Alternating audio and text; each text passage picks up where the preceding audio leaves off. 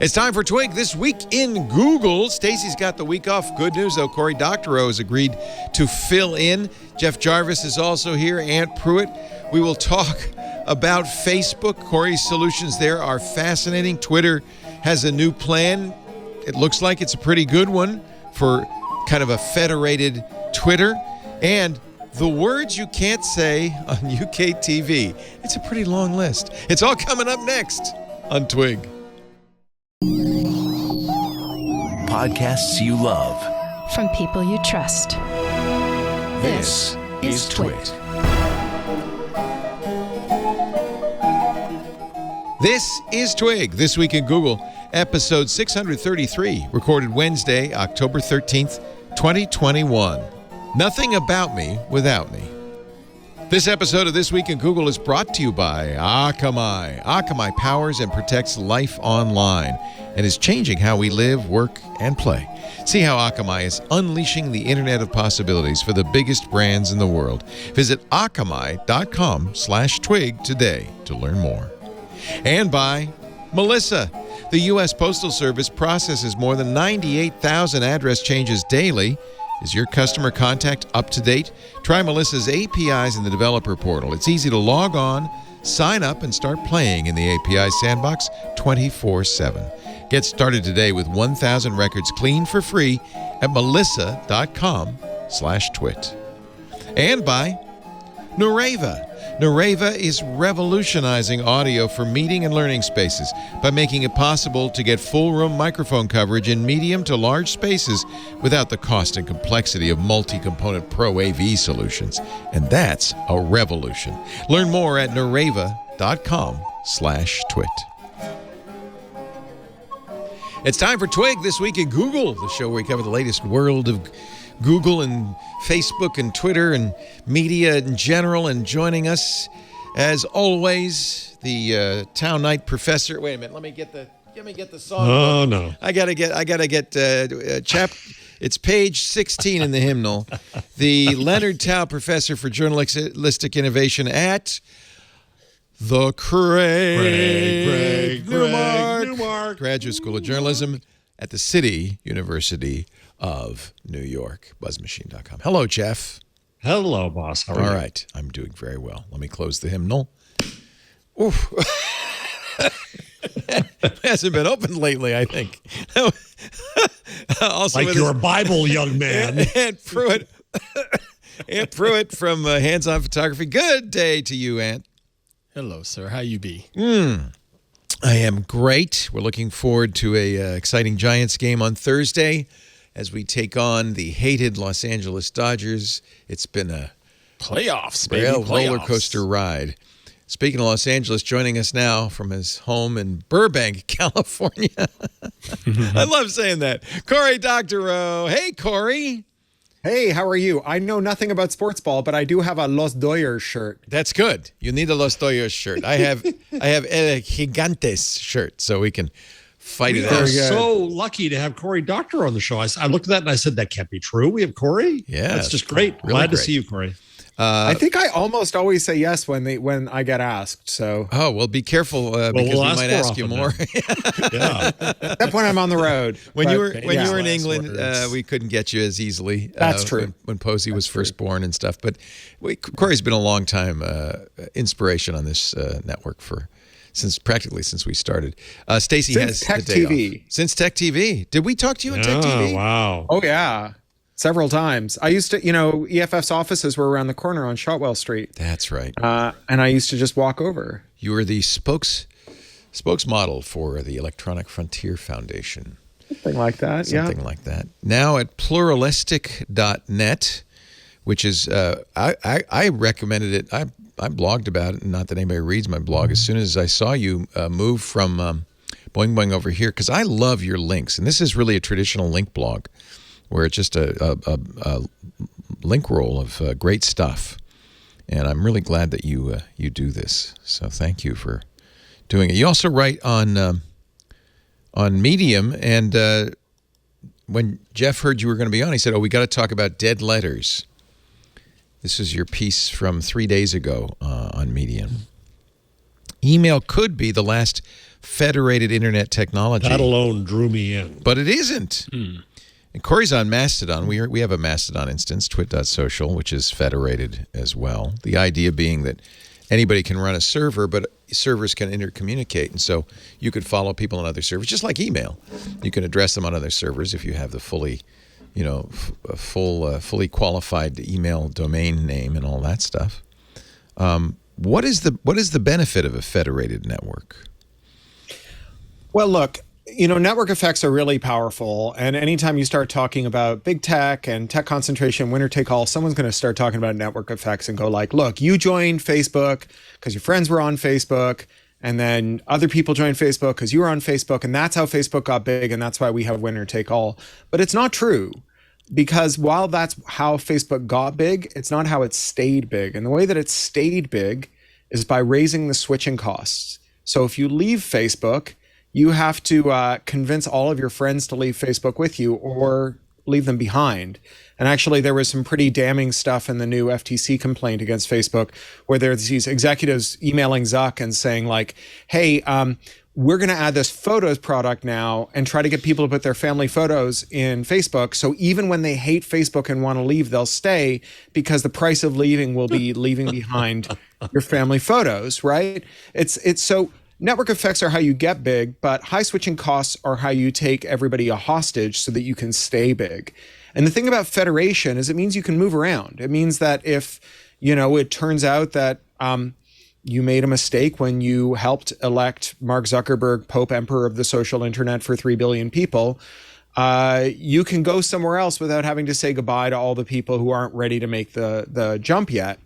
And so federated networks are a way both to safeguard your own kind of digital self-determination, so you can decide how you're going to live your digital life, but also a way to discipline people who might be tempted to try and compromise your interests in favor of theirs. Like the thing that you can take away really from the Facebook whistleblower report is that Facebook sometimes thinks about what its users want, but if it ever finds a thing that it would make its users' lives better, but its shareholders' lives worse, the users lose every time. And the reason for that is that it knows you're not going to go anywhere else because of the high switching costs. This is that old Lily Tomlin sketch, we don't have to care. We're the phone company, right? Where else are you going to go? 2 tin cans and a string. So if you can federate things, if you can leave and go somewhere else, even if you never do it, if the option is there, firms treat you better. And if they don't, you can do something. And so that's why I try never to get locked into anyone else's walled garden. I try to pursue this publishing strategy they call Posse, post-owned site, syndicate everywhere. My readers are obviously like mostly not going to find me on RSS or on my blog, which are, federated and open. And so everything also gets manually mirrored as Twitter threads and Mastodon threads and Tumblr posts and Medium posts and whatever. But the permalinks, the place where all that stuff lives, the canonical thing, is my own site. And if I ever reference something I've ever written, it's always a reference to my own site and not to, say, the Twitter thread, even if the Twitter thread got read more, because I want the canon, the thing other people refer to, the long-term stock that I develop, to be something that I control and that I'm not under the thumb of someone at some other firm. Even if you liked and trusted Jack, if he goes off to like whatever it is he does, bow hunt an ox and has a horrible accident, and then next week like Rupert Murdoch buys the service out, what are you going to do, right? So that's why it's really important to at least have the option of an escape hatch. Cory, can I ask you a question? It came up last week. That and bless you, you're the greatest warrior I know for freedom of expression, and I love you for that. So in that, I'm not endorsing what I'm about to say, but right now there's a lot of calls for playing whack-a-mole with bad stuff on the internet, right? And how do we get rid of January 6th conspiracies and vaccine disinformation and blah blah blah blah? Does a federated world make that impossible to even contemplate? It's pretty much impossible now anyway. I know that, but does it make the dreams of the authoritarians or the legislators in hearings even harder? Well, look, I mean, when stuff is unambiguously unlawful, there's always going to be remedies, and there's just going to be like a cost-benefit decision, right? Like, do you want to bother? Like, say it's illegal to infringe copyright, which it is, right? And Good example. And you know, like, say, and this is a real example actually. Say you're James Joyce's idiot grandson, Stephen Joyce. And it's the 100th anniversary of Bloomsday. The 100th anniversary of Bloomsday, and you send a letter to every pub in Ireland and say, no one gets to read Ulysses this year, or I'm going to come down on you like a ton of bricks. Technically, it's illegal. I think most pubs where it happened, it didn't affect them, right? So, you know, it's true that, you know, we cannot always enforce all unlawful speech. But if I tell you what, if people like organized a giant rally to do that, you know, say a civil disobedience rally to read Ulysses, you know, Stephen Joyce would know where to find them and could get them, you know, could pull the plug on them. So you do get to damp the scale when speech is unlawful in any event, right? If so long as it has to stay below the threshold of being easily noticed and enforced against. But, you know, I think that, you know, when we talk about vaccine misinformation or disinformation, most of that is not illegal, right? So, like, you know, this is the thing that whenever we talk about repealing Section 230, God help us all take a drink, you know, we are mostly, people are saying, well, if big platforms had to worry about liability for user speech, then a bunch of stuff that we don't like wouldn't be there, like hate speech or like some forms of harassment or vaccine disinformation or whatever. None of that speech is illegal. Like, I don't know what they think is going to get them that. Now, you know, firms can take the choice to remove that stuff. I personally hope they do. If I were running a message board, I would. But, you know, the reality is that speech that is lawful will take place somewhere. And even speech that's unlawful but hard to detect will take place somewhere. You know, there are tables and diners where people are planning bank jobs. And it's true that if like we could get all of those diners to monitor their diner's speech, the eater's speech, we could probably prevent a bank job or two at the margins. And if everyone were forced to eat in one giant restaurant, then it would be easier to monitor everyone's speech. But like, I think that there's better ways to prevent bank robberies. You know, I'm not endorsing bank robberies. I am anti-bank robbery.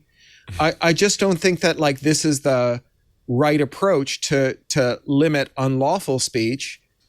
And I think we have to make our peace with there being lawful speech, even though we don't like it. And learn to ignore bad speech better.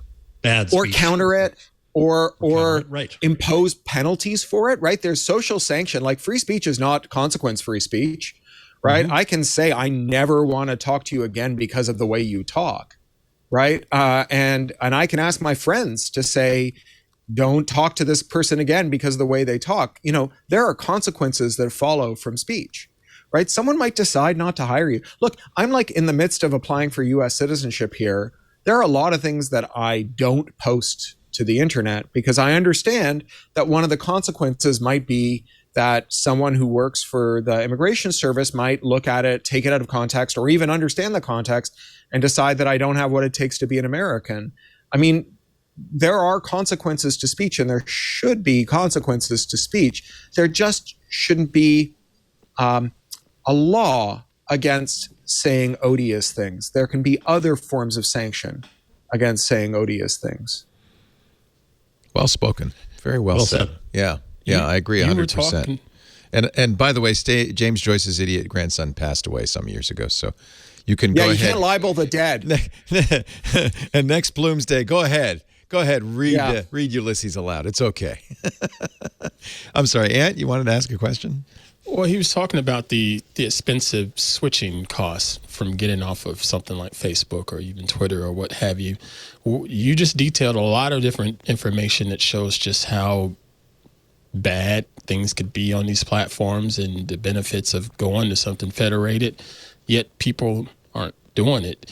That's the real problem, isn't it? You can take your photos off of Facebook and put them on Flickr and everything else that's out there, but people aren't going to do it. So what's the hang up here? So you're talking about, well, there's two things that are probably accounting for why people are staying there. Actually, three if we want to be really generous. So the generous explanation is maybe people actually like it. You know, there's this kind of economics idea of revealed preferences. What people do, they secretly like, which I think is, demonstrably untrue in at least some cases. There's another problem, which is collective action. Right?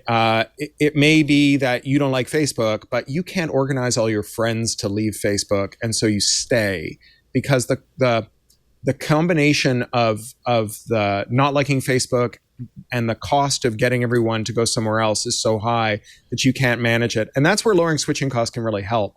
So there's a group that we worked with at EFF who are breast cancer previvors. So they have the BRCA gene, and that means that they are often sick, sometimes fatally ill.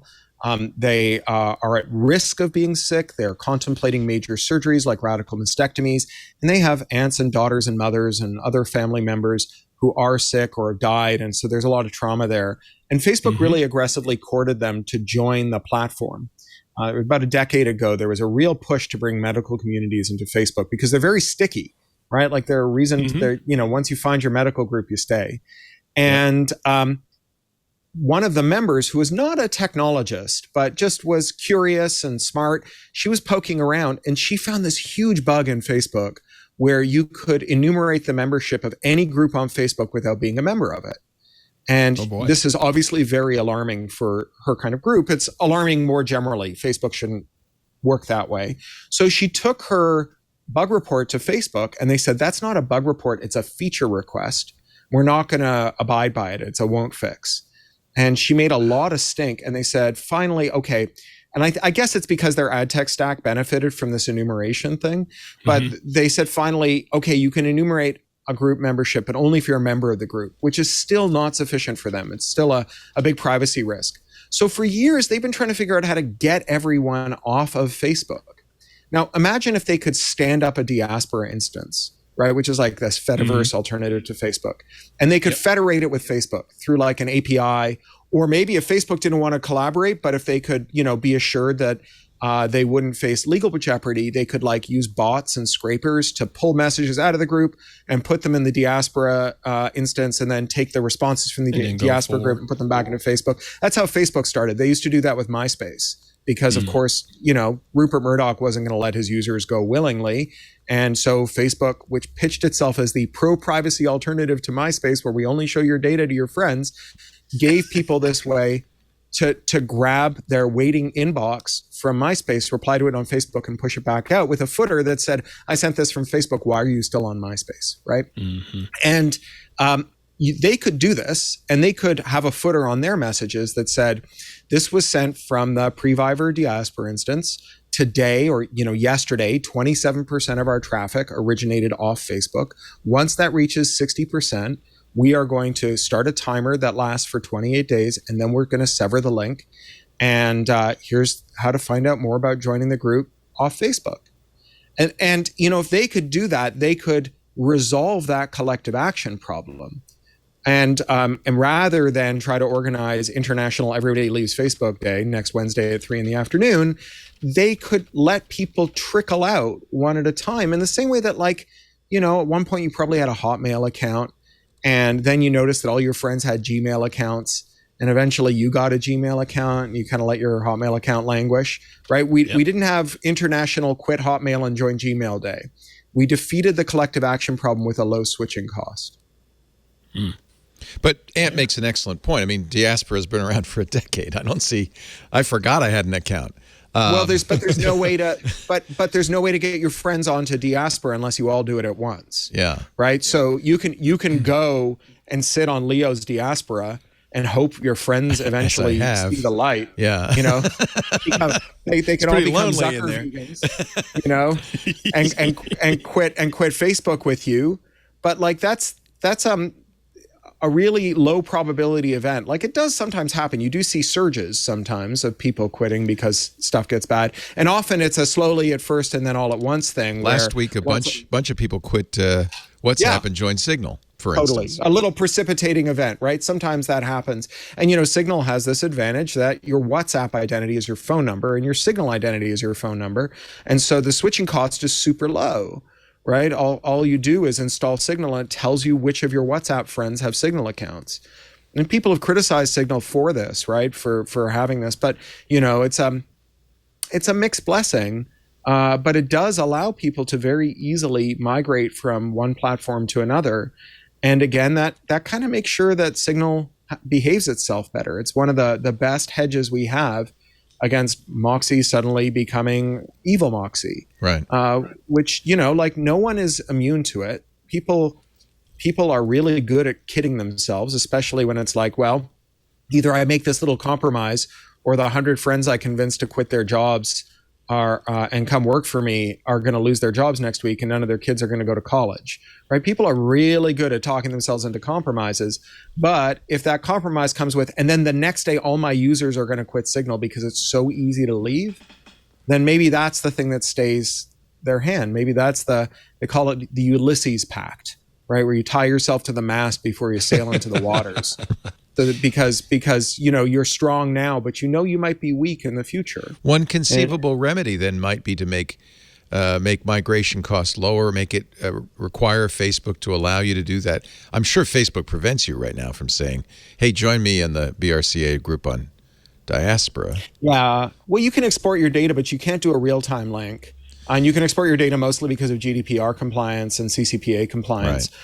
And it's not great. There's not a lot of other places to go because a one-time export is useful if you're like giving your papers to a library, right, or if there's another service that works like it where all your friends are already and you can get your data out and put it back somewhere else. I was just looking at the Access Act, which was created in the Senate by the That's what I was just about to talk about. Unholy alliance of Josh Hawley and Dick Blumenthal and Mark Warner. It's been in committee for 2 years now. No. It's in the House now. Oh, it's in the House now. There's a new bill. Yay. There's a new bill. It's part of a package of 5 antitrust bills. They had a 32-hour markup session, and it's progressing. And there's also the DSA and DMA in Europe.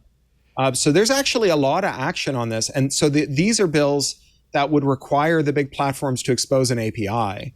And, the problem is who gets to plug into it. So in the hearing, Zoe Lofgren raised some pretty good points, like, what if Cambridge Analytica wants to interoperate with Facebook? Or what if it's the Chinese government, And the answer isn't, well, I guess we'll just let Facebook keep us safe from the bad guys. Because, if our line of defense against Cambridge Analytica is Facebook, I have really bad news for you. Facebook already let Cambridge Analytica get all your data, right? So maybe instead of letting a boardroom full of heavily conflicted billionaires in Mountain View decide who is and isn't a fit entity to plug into the service, maybe we could have a freestanding privacy law that determined what you were allowed to do with that data. And so Access Act actually has some of that. Access Act says you can't commercialize the data, you can't process the data beyond what is needed to enable communication between your users and Facebook's users. And you have to let users take the data with them. So that is a pretty good hedge against it. But what would be much better would be if we had a national privacy law that had a meaningful consent regime and what they call the private right of action, which is the right to sue companies that violate the law, instead of writing letters to the Attorney General when you get screwed and begging them to take up your case. Is the California Privacy Act, the CCPA, is that a step in the right direction? It's a step, but it doesn't have the private right of action. Right. And the reason it doesn't have the right of action is that they correctly assessed that if there were a private right of action, the tech platforms would go thermonuclear to stop it, because they are willing to bet that they can mollify, buy off, or at least take the temperature of regulators and lawmakers or enforcers that might come after them. But what they don't want is what they have in Europe, which is the Max Schrems problem. So I don't know if you know Max. He's a wonderful dude. He was a law student from Austria, went to Stanford, went back to Europe, and was like, wait a second, Facebook is totally violating European privacy law. I'm going to make them give me my data and find out how bad it is. And they stonewalled him. And he was like, I got a law degree and nothing else to do. Like, I can make your life a living hell. You got to give me my data, right? And they gave him his data, and the violations it revealed were the impetus that created some of the largest fines in corporate history anywhere in the world. And now he's going after Facebook and Google again for not complying with the GDPR. And he's brought his case, I believe, in Germany, because the thing is that one of the ways in which the GDPR is flawed, and it's got many imperfections. One of the serious ways it's flawed is that Ireland is the tax haven where all the tech companies have their headquarters. It's how like Apple and so on, they maintain this fiction that their money is like never touched the earth. It's just like floating in the Irish Sea with Stephen Joyce's ashes. and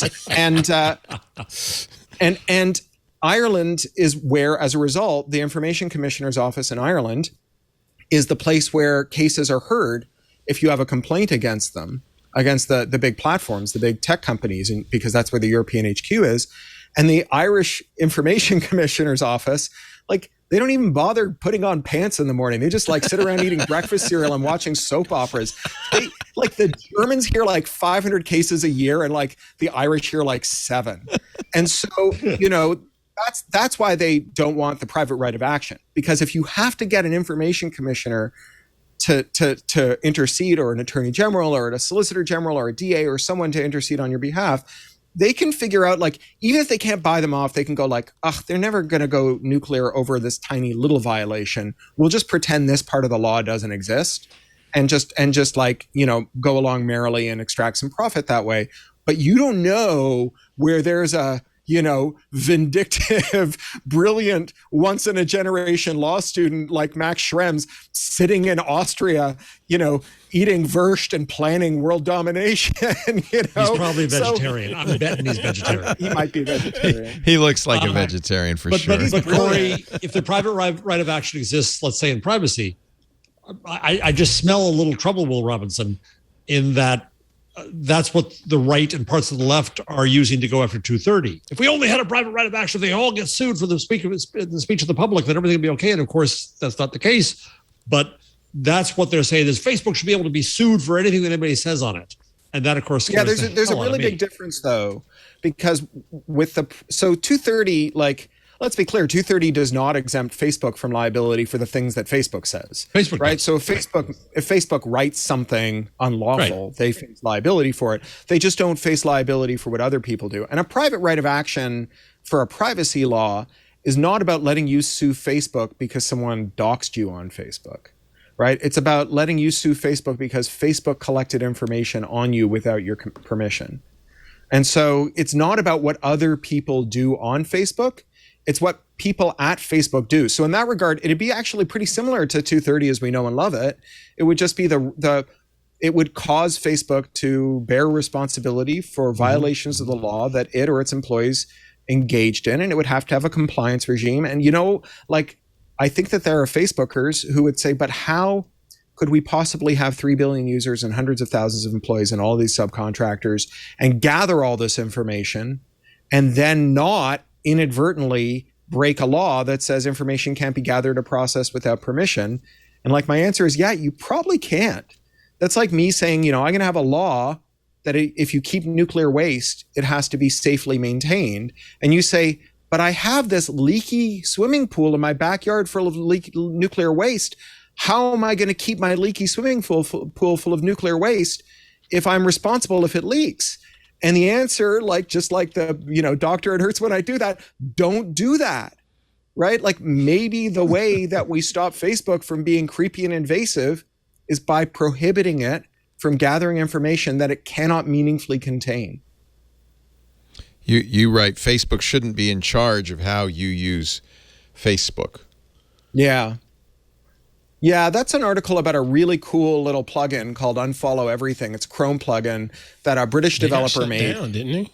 Yeah, that's right. Yeah. And so this is a really interesting example of how Facebook and other platforms can weaponize laws that aren't privacy laws and kind of privacy wash what they're doing. They can say, oh, well, like, the reason we invoked our terms of service or whatever is because we think you're violating privacy. And, like, the way that we can figure out if someone's violating privacy is if they violated a privacy law, not because Mark Zuckerberg's lawyers figured out how to shut someone down for a terms of service violation and then just waved their hands and went, privacy, privacy, privacy. That doesn't make it a privacy violation. So the Unfollow Everything, this developer in the UK sat down and wrote a little Chrome plug. Or no, he didn't write the Chrome plugin first. First, he just went through Facebook and unfollowed everything. All the pages, all the friends, all the groups. So, he's still friends with the friends. They're just not in his timeline. In fact, there was nothing in his news feed. Now, he could go and look at what his friends were doing, and when he was done, he was done. Or he could follow them if they were people he wanted to see from, but what he didn't get is infinite scroll. So eventually, he pulled to refresh, and there'd be nothing new. I see it. I've seen it all. Yeah, come to the end of the internet. The internet is over. Go away and come back tomorrow. We'll have more internet for you. And he loved it. It was amazing. Too. What a great idea. Yeah. And so then he wrote a plugin to make it automatic because Facebook makes it hard. He made it easy. It's scriptable. And everybody who used it loved it. They were like, this is how I like using Facebook. Like, I wanted to quit Facebook. Now I'm glad to use Facebook. I use it less, and the time that I spend there is satisfying. And so Facebook hit him with a terms of service violation. And they said, you have to take this down. You swore on your mother's grave when you signed our terms of service that you wouldn't do stuff that upset our shareholders. You've broken your promise. You're kicked off Facebook. And those terms of service are still binding on you. Don't think that just because you're not a Facebook user, you can go ahead and make Facebook plugins. You cannot. The terms of service prohibit you forever. Don't even think about making a Facebook plugin ever again. And here's the thing, when Zuck posted his internal rebuttal to the whistleblower, he said it's stupid. Why would we make Facebook in a way that deliberately made people unhappy? We don't want unhappy users. Advertisers don't want unhappy users either. And he's right that if there was a way to make his advertisers and his shareholders happy that didn't make the users unhappy, he would, all other things being equal, prefer his users to be happy. But if there's a way to be happier on Facebook while using it less, that's a thing that his advertisers and shareholders are a lot more. Yeah, they're a lot more,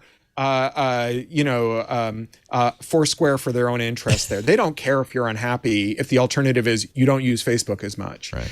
And so, it's kind of a little existence proof. And it's proof that, if we are to have a Facebook that's a good Facebook, which some people will say is possible. I'm a skeptic. I am a Zucker vegan, but some people say that it's possible. We can't leave Facebook in charge of it. There has to be, at the very least, there has to be an escape hatch. There has to be a way for you to configure Facebook so that it serves your interests and not Facebook shareholders' interests, because that at least will be the thing at the boardroom table when everyone's sitting around planning a new algorithmic tweak. And someone says, I think this is going to make the users unhappy. And someone else says, what are they going to do? We're the phone company. We don't have to care. The other one goes, some kid in England's going to write a plugin. And then they're all like, oh, yeah, no, it's not going to work. Huh. Okay, we'll do something different. And if they go ahead and do the stupid thing, some kid in England gets to write a plugin. You get to undo the dumb thing they did. And the way you make Facebook do this is a digital regulator of some sort? It's a couple of things. So one thing we could do is there's probably going to be an antitrust settlement in Facebook's future, or at least a chance for it. Facebook is probably going to cry uncle at a certain point and offer a settlement to Lena. Regulate us, says Facebook. Regulate us. Yeah. Yeah, right. Well, it depends if they do that from a position of strength or weakness. I mean, the Regulate Us, the Facebook version of Regulate Us is please impose a bunch of rules that will cost us 1% of our annual turnover to comply with, but will be so expensive that no one can ever enter the market and compete with us, right? Bingo. That's good. Regulatory capture defined. That's good regulation. Yeah. Yeah, the first preference is no rules. The second preference is rules only they can comply with, right? Right. But if they throw in the towel, right? If they say we're willing to entertain a settlement, then the FTC could say, great, you've got a special master from now on, your adult supervision. Anytime you're going to threaten someone with any kind of lawsuit over copyright, patent, terms of service, tortious interference with contract, cybersecurity, whatever, you just got to wave it under the special master's nose. And they got to make sure that you are not using this anti-competitively, that there's a bona fide thing. Because Facebook will tell you quite truthfully that there are a lot of people Facebook defends you against. Right? They have a whole division full of hardworking, really smart, good at their job people who block a bajillion scams a day and hackers and information thieves and identity thieves and whatever.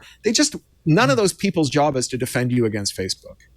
There's right? a precedent for this. The FTC's consent decree with Microsoft put a special master in place. Yeah, who would be a good special master for Facebook? That makes so sense. Microsoft's special master was a fellow we know and love named Lawrence Lessig. That was pretty cool. That works. Yeah. I mean, Max Schrems. Yeah, there you go. Somebody really, we finally import a good Austrian to our political apparatus. You know, after the unbroken string of dismal Austrians, starting with von Hayek and Schwarzenegger, we'd finally get a really great Austrian. I think you could argue the special master was good for the society, but it was good for Microsoft in the long run. Didn't hurt. Well, I mean, I think the thing that was good for Microsoft was that they managed to get a judge to overturn the order that would have broken them up. That's what saved Microsoft. That was the victory. Yeah. But you know, like, it wasn't an all-out defeat for us either, for the public interest, because being dragged through antitrust hell for 7 years was hard on Microsoft. Yeah. The Bill Gates deposition that went viral on VHS, in which Gates just loses it, and it's like hours of him being like petulant and idiotic and, you know, like just awful and humiliating. And it's, you know, it's on YouTube. You should look at it now. That really changed the internal calculus. Like, when you talk to Microsofties who were executives, who were top people, about why Microsoft didn't crush Google the way they crushed Netscape, because they could have done it just as easily. They say, we didn't want to end up in front of the FTC again. Yep. And when exactly. And you know, in 2019, Kara Swisher asked Gates, how come you let Google buy Android? How come you didn't buy Android? And he said, we were distracted by the antitrust stuff. But the antitrust case ended 7 years for the Android acquisition. What he meant was that 7 years later, we were so traumatized and worried about being tied to the, you know, grill of the FTC's pickup truck and driven up and down a gravel road, that we just didn't want to do stuff that was going to look bad. And, you know, Google never went through that. And, you know, Google has made the best search engine that there ever was. And I don't want to see Google disappear. I want Google to, like, stop acting like antitrust law isn't a thing. I want Google to be afraid of the public interest being asserted against it. I want Google to be the Google that it was back in like 2003 when Larry and Sergey came and spoke at a Kevin Werbach conference and said, look, guys, here's the thing you need to know. We're going to be the best company we can be, because all it takes to switch away from a search engine is to change your bookmarks. And so all we're going to be committed to from now on is just making you as happy as possible and not being evil, right? And you know, I want that Google back. And the way we get that Google back is by making them afraid that if they don't do it, that they will face meaningful enforcement consequences that will do to them what happened to Bill Gates, what happened to IBM for 12 years, and made them unwilling to make their own operating system. So they got Bill Gates to make an operating system for them when the PC came out. I want them to be worried that being ostentatiously terrible has consequences, even if you have high switching costs. Cory Doctorow is our guest. It's always a pleasure to have Cory on. His website, pluralistic.net. What's the latest book? Oh, well, the latest book is the paperback. Let me see if I can find it. The paperback of Attack Surface. So this was the third Little Brother book. Yay. Yeah, it came out last week. And I just got the German edition of it in the mail like half an hour ago. I just went and picked it up. What's German for Attack Surface? I don't remember. It's not, you know, Dein Surface in von Attack. Let me see. Hang on a second. I got it here. They like to completely change titles. Yeah. Well, we do the same thing. We do that. Jokes never work. Yeah. It's a dirty secret that the original title of Thus Spake Zarathustra in German is like, do you want fries with that? Not true, kids. Not true. It's called Aufstand. Aufstand. Yeah. Mit einem Vorwort von Edward Snowden. Oh, nice forward. Oh, boy. Yeah, nice. A forward for me. Yeah. It's got a beautiful cover too. It's a gorgeous package. They've actually just reissued the whole trilogy in German with matching livery. It's very beautiful. Nice. Ooh. Yeah. And I just closed a deal with my publisher for 4 novels in 2023 and 2024. I've got a nonfiction book coming out in 2022. You do have work so to do. I don't know how you have so much energy. Cory's a yes, seriously, Cory. person. I swear. It's so hard for me to switch from teach brain to podcast brain to research brain to write brain to Twitter brain. How do you manage your day? I cope with anxiety, but I cope with anxiety by writing. Right, by working. Like, that's how I numb myself to anxiety. So I got a lot done in the last 2 years. I find that this is often the case, that it is some personality flaw that drives people to be great artists. I don't know. I don't know why that is. Let's take a little break. We'll have more with Cory Doctorow and his various personality flaws, all of which are to our benefit. Jeff Jarvis, we know what his problem is, and Farhad Manjoo must be watching the show because he has invoked moral panic in the New York Times. We'll talk about that in just a little bit. And also the man in charge of the moral panic button here, Aunt Pruitt from Hands On Photography. You think I'm joking, Cory. He actually has. Well, I'm sure we'll get to that. There it is, the moral panic button. Our show today brought to you by Akamai, a name I know everybody knows. If you're a big company about to do a big product announcement, millions of people all over the internet are going to be watching it. Who do you choose to be your CDN? You choose Akamai every single time. But Akamai is more than just a CDN. Akamai powers and protects life online and is changing how we live, work, and play. If you want to be on the cutting edge of innovation, you need to be operating at the edge of the internet, and no one could get you there better than Akamai. Akamai has 10 times the locations of the nearest competitor, 4,000 points of presence all over the world, which means you are always closer to your end user thanks to Akamai. And Akamai is more than just a CDN. It stops some of the most dangerous threats launched at the internet and everyone online every day. Their unrivaled edge platform intelligence sees more internet conditions in order to avoid bottlenecks and defend at the edge. Akamai has built the largest, most sophisticated edge platform in the world so that the biggest innovators in the world can power and protect their greatest ambitions. Akamai's experts and threat researchers are on the front lines of protecting and delivering digital experiences. Their proximity and scale helps developers build better apps and puts experiences closer to their customers. In short, Akamai keeps your digital experiences closer to your users and threats farther away. Your customers will get the content, the apps, the sites, the video they need without lag, interruption, or latency. Even during unexpected traffic spikes, you can prepare for those spikes in demand. You can optimize resources to provide the best experience for your customers.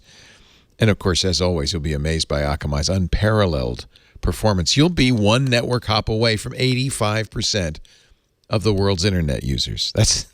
No one can make that claim. That's pretty amazing. Akamai gives you the power to innovate right at the edge because your logic, your functions are deployed and active at right where your end users are, at the nearest proximity. You're getting the fastest end user experience all around the globe.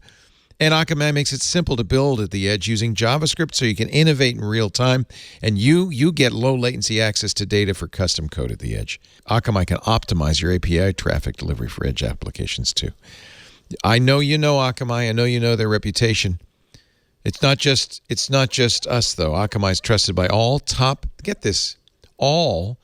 50 global media companies, all top 20 global e-commerce companies, all top 50 global telecom carriers, over 500 banks globally, including the top 25 in the U.S., and the top 22 of the top 25 in Europe and the Middle East. And probably those other 3 that just wish they were on Akamai. Akamai is there, powering and protecting digital experiences in a way no one else can. 10 times locations of competitors for the fastest customer experience available. The market leader in CDN and video delivery and web performance, DDoS prevention, web application firewalls. No one can compete with Akamai when it comes to setting you up for success and scalability online. So, check it out, akamai.com/twig. Learn more about Akamai and how they power and protect life online. Give your customers the best possible experience online. See for yourself what life is like with Akamai. Akamai, akamai.com/twig. We thank Akamai so much for supporting This Week in Google. Thank you for supporting us by using that address. That way they know you saw it here. akamai.com/twig. Farhad Manjoo writing. This goes back to that Facebook story, writing an opinion piece in the New York Times. Literally says the word moral panic. Just for you, Jeff. The It's moral a trope, panic Cory, on the show. engulfing claim it happened. Instagram. And actually, he says what you've been saying, Jeff. He does, we were talking a lot about Haugen's testimony in front of Congress last week. He says, as a pundit, I find Haugen's proposal to raise the minimum age for using social media to be a reasonable precaution. She also made a strong case for lawmakers and regulators to impose radical transparency on Facebook. But as a parent of kids just a couple years shy of teenager, my concerns are more immediate. Should I let my kids get smartphones at some point and explore the wilds of Instagram, TikTok, and whatever actually cool internet things kids are using now I've never heard of? If so, at what age? And he says the answer that almost every parent, except maybe Cory, gives, I don't know. And I don't know. Does your daughter have a smartphone? Cory, is she on Instagram? She certainly does. So, I have never managed to do this, but the person I know who's managed this most gracefully, and I actually haven't asked if he's managed to keep it up, is my friend Benjamin Rosenbaum, who's another science fiction writer. His debut novel came out this year, and we've written together. And his wife is a cognitive behavioral therapist, and their family has this rule where anyone can play a yellow card on anyone else for being not great. And once there are 3 yellow cards accumulated in, I don't know, the period, like a week, say, it turns into a red card, and no one's allowed to use their devices I guess now in lockdown it would be different, but when they were all home together. Wow. So all the devices go away. Everyone eats meals together. Wait a minute. If you get a red card, everybody stops using everybody in the house. So it treats the problems of isolation and technology use as a social problem among a community and not an individual dysfunction. That's pretty. If you have an a-hole for a kid, that could be a little difficult. I guess that's your fault too. But then they stop, right? Right. Stop. I mean, it's. So what it does is it provides this guy. So he had a couple of small kids at the time. So it gave them a kind of game theoretical, thermonuclear button, right? Where either one of them could force the other one to lose their device for however long it was. It's a prisoner's dilemma. But then they would too. Do I narc on mom?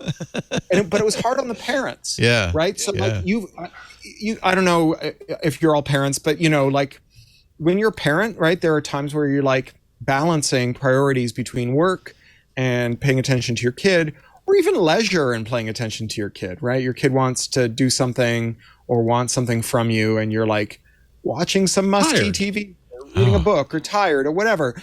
And if your kid can yellow card you, oh my God, and take away your phone at night for a week, that's revolutionary. Yeah. Oh. So I have never had the guts to do it. No. But Ben is remarkably well adjusted, as are his kids. And the book, I believe, is called Unearthed. I should look it up here. I have it right here. The Unraveling.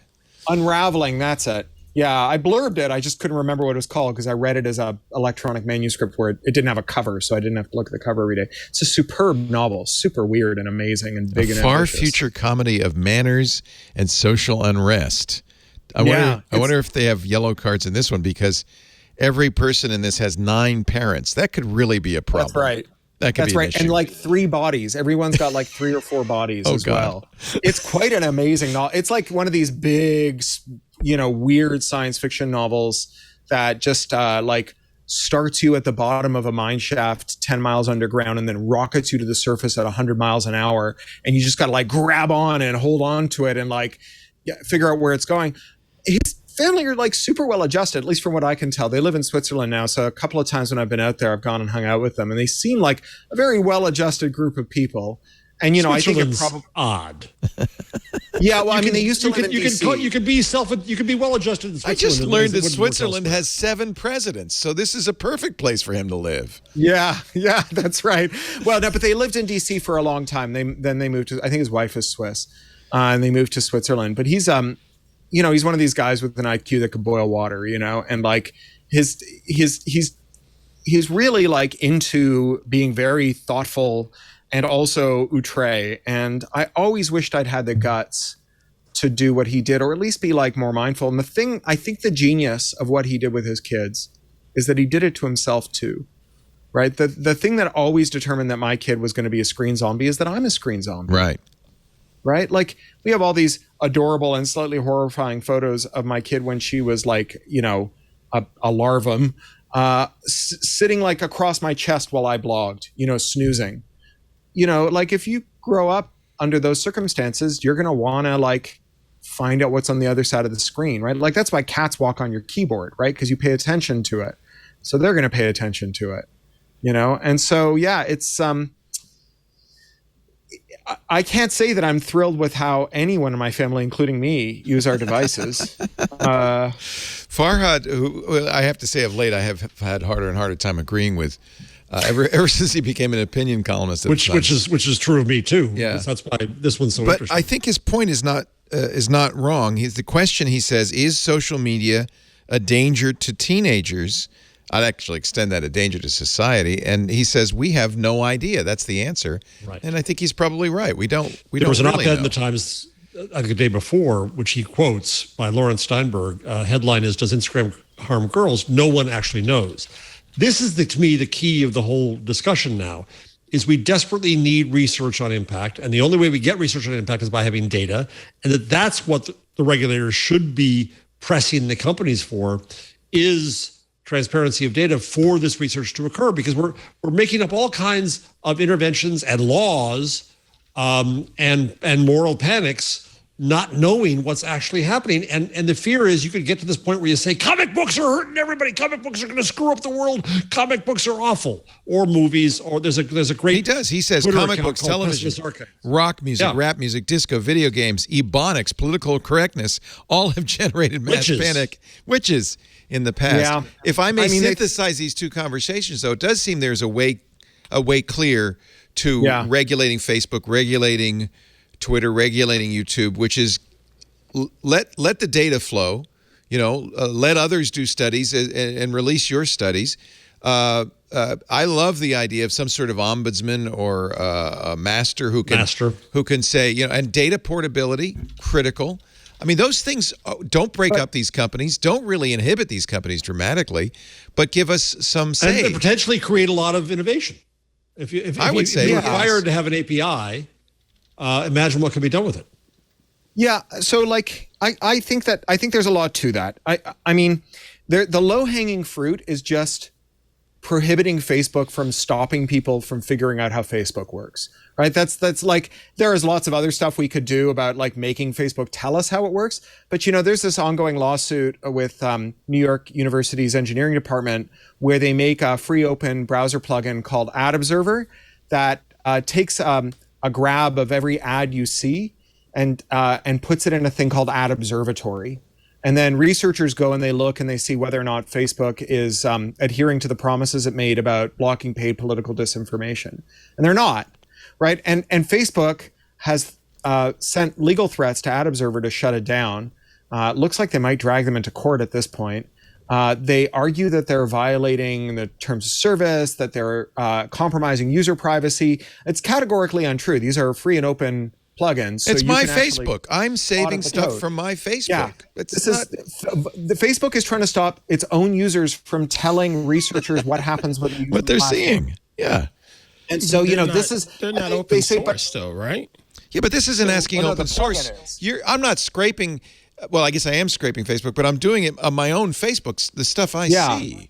You're just taking pictures of what's on your screen, right? You're just grabbing the HTML from what's on your screen. Yeah. They can't stop it technologically. I mean, they could try, right? But, this is the thing about a platform with 3 billion users is you've got 3 million, 1 in a million, or 3,000, 1 in a million use cases every day. So trying to figure out who's a bot or an automated process and who's not, like you're going to get a lot of dolphins in that tuna net and you're going to have a lot of users who are really angry at you. I love that. 3,000 one in a million use cases every day.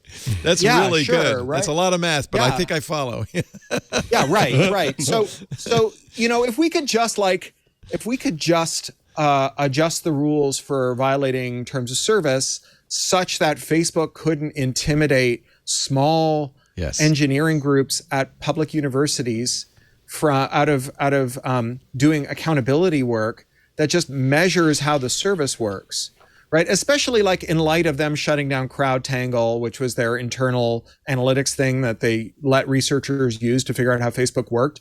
And it showed that the most popular stuff on Facebook was objectively terrible. So they said, oh, CrowdTangle's broken, right? It was broken because it was accurate. We're going to use this other metric. Actually, I think CrowdTangle was also badly designed in that sense, is that it wasn't, what is the most popular, how big is it? There was a denominator needed there. How big was the most popular thing on Facebook? And you couldn't get to that to put it in context. So it was kind of worthless either way. Well, they could have added more detail to CrowdTangle instead of shutting it down. And then their other research portal, was full of so much bad information that dozens of PhD candidates are having to scrap their dissertations and start over again. Oh, yeah, that's right. Right? Why would anyone ever trust Facebook to tell you how Facebook works? So not only should Facebook not be in charge of how you use Facebook, Facebook shouldn't be in charge of how you understand Facebook. What's encouraging to me is that these are solutions that I don't think would be difficult to implement. I don't think they would be controversial. Jeff, you've been a defender of Facebook. Would you be open to something like that? I'm not a defender of Facebook. I'm a defender of the internet. But I fear that regulation that goes too far will hurt expression on the internet. So that's what I'm always on the alert for. In the Transatlantic High-Level Working Group I was a part of with Susan Ness, former FCC commissioner, this is part of what we urged, which is that, and I think it's one step more than allowing the data, it's requiring the data. Yeah. It's saying that, and this is the FTC model, which Cory was kind of headed to, you warranted X. We need to be able to hold you account for that. Mm. And to do that, we need the data to do this in the researchers' hands. And then it also means the government has to the whole group got mad at me when I'd say this, but government in a way has to provide a safe harbor to say, don't use the GDPR excuse and don't use the Cambridge Analytica excuse. We're going to vet, say, we government, the regulator, we're going to say, yes, you must require this. And so you can hide behind us. We're going to have the data out of you. One of the things Frances Haugen wanted to get a word in there. I just wanted to hear Thank you, Cory. I'm sure I'm oversimplifying this, but I just wonder, where is the line drawn? Because Facebook has a bit of intellectual property here. This is their product. This is their platform. I thought about, say, like the Nashville hot chicken restaurant there in Memphis, Tennessee, that's just super popular, but yet nobody's banging on their door demanding for that recipe because it's their proprietary recipe and no one's fussing at them for not sharing it. Why is Facebook any different? They have a product. It's a good point, Ann. I think sauce to make it work and keep people hooked on this. Well, we're not demanding that they give over the algorithm. We don't need the recipe. We need to know how many tongues were burnt irreparably from it. Just the consequence. So I actually think a better example would be Jamba Juice at one point. Whatever they were using as thickener, like, plutonium powder and asbestos or whatever. They said if you asked for the allergen information, they would give you this like 3-ring binder full of laminated pages that would say, if you are allergic to something, call this number and we'll tell you whether or not it's in there. But we're not going to tell you what's in there, right? And that's like, actually, we make companies give up and I don't think that's still the case, right? It's been a long time since I've been to a Jamba Juice because I don't fly through Oakland Airport anymore because travel is a thing that doesn't exist anymore. But, back when I used to go to Jamba Juice, like, I'm pretty sure that they stopped making it like go fish, right? Like, have you got any eggs? Go fish. You got any nuts? So we do require companies to do stuff, and we also, some of the things that we're asking of Facebook are the result of them making representations prior to a merger. So mergers are not permitted as a matter of course. You have to get permission from the FTC to undertake a merger. We kind of forget that in this day of acqui-hires where, platforms will buy companies more often than, you or I buy groceries. But every one of those is nominally subject to scrutiny, approval, right? regulation, approval, and conditional approval, right? Like they can say, like as the European Union did, you can buy WhatsApp and Instagram, but you can't merge their backend, which Facebook went and did. Or as Google did when it bought its ad stack, we are not going to merge the backends of YouTube and Google and merge your profiles across Google products, which they did. This makes me think maybe we need an FDA for social media. You wouldn't have to prove it's safe and effective, but you'd have to prove it doesn't harm anybody. Maybe. Well, you have to prove that it. I think there's two steps here, Leo. One is the easiest way out of what my group said was, well, we don't warrant anything. We don't promise you anything. Hey, it's the internet. The Wild West, didn't you call it that? Right. Yeah. And you say, no, that's not acceptable. There has to be a discussion among there is a tacit civil promise. society. I've said this before. There's to make a promise. Tacit promise from Facebook for sure. So then what happens is, and this is where a right to private action might come in as well, is that you say, because exactly what Cory said about a product. If the FTC catches you lying about that product, right? This pen won't stain your shirt. It stained my shirt. They lied. You have action to the Federal Trade Commission to say they lied. A pen maybe can stain a shirt. That's okay. But if you say it's not going to and it did, we got you. And you got to try to show something. So we have that precedent in American law, at least, where we can go after for violating the warrant that you make. And then the next step of this is then to say, well, how do we do that? Well, we got to have data to do that. Well, we're going to require you to reveal data, not necessarily to government, but to researchers, whom you could also hold to account for how they do the research, hello, Cambridge Analytica, and say this, we need to open this up so that people can say, surprise, I never thought of this before, but look what the data show us. By the way, that to me is the key to go. I noted that Frances Haugen has now been asked, after saying that Facebook lied to their advisory council, has been asked to testify for the oversight board. The oversight board. Can you tell us a little more about that? Yeah. So that will be interesting. I don't know if it'll be open. So here's the thing that I think we need to decide what we want to do, right? Some people want to fix the platforms, and some people want to fix the internet. And so if you're going to fix the platforms, it means that you're going to find a way that Mark Zuckerberg can be a good unelected social media czar for 3 billion people, or can be replaced with someone who's better at the job than he is. And if you want to fix the internet, you want to make sure that the job unelected social media czar for 3 billion people doesn't exist ever again. And the latter is not about making Facebook's algorithms better.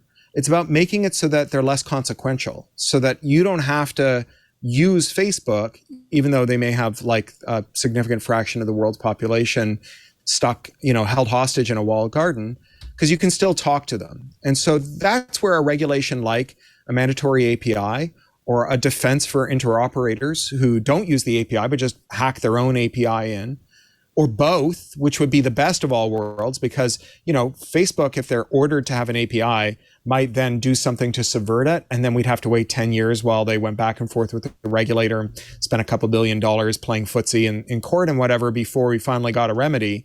So if they subvert it, we would also like people to just be able to write bots and scrapers and do whatever it takes to replace the API with some standalone stuff. Right? Like, it's great that Microsoft eventually standardized the format for Microsoft Office, but they didn't do that until after Steve Jobs had some Apple engineers reverse engineer all the file formats for Office and make the iWork suite with Pages and Numbers and Keynote. That's when they actually, Microsoft stopped playing shenanigans and actually got serious about having a standardized format. And now there's no document lock-in to speak of. And so, that is like a much better future, right? One in which we don't rely on Facebook being a benevolent dictator. We make it harder for them to be a dictator at all.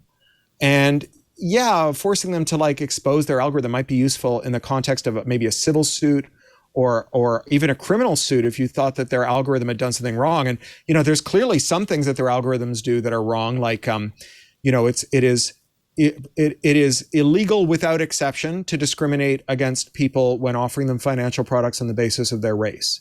And yet Facebook ads do that, right? As do Google ads. We know that happens.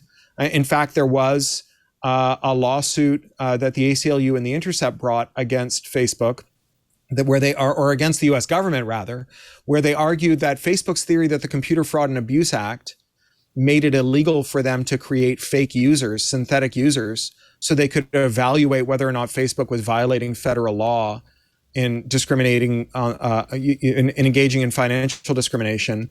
And the court said that the Computer Fraud and Abuse Act didn't reach to that, so they could violate Facebook's terms of service.